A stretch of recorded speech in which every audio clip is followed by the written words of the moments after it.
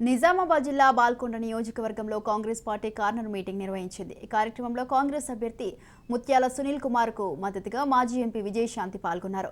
కేసీఆర్ ప్రభుత్వం అవినీతి ప్రభుత్వం అని, దీన్ని గద్దెదించే సమయం ఆసన్నమైందని, హైదరాబాద్లో నిర్మించిన అమరవీరుల స్తూపంలో సైతం కమిషన్ తీసుకున్నారని విజయశాంతి ఆరోపించారు.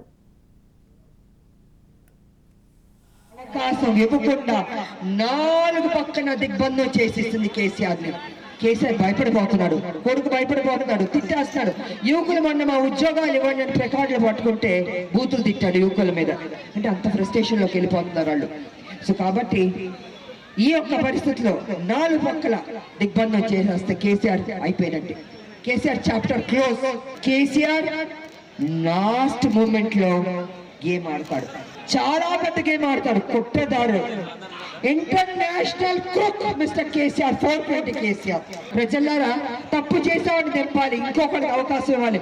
ఒకే వ్యక్తికి మళ్ళీ మీరు అవకాశం ఇస్తుంటే చూడ్డానికి కూడా వేరే రకంగా ఉంటే, తప్పు చేసేవాడికి మీరు గెలిపిస్తున్నారు, తప్పు చేయాలని ఆలోచన వస్తుంది.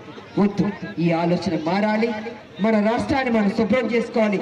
ఈ కచరా ప్రభుత్వాన్ని గద్దదించి పెదాయిలు డెటాయిల్తో శుభ్రంగా కడగాలి.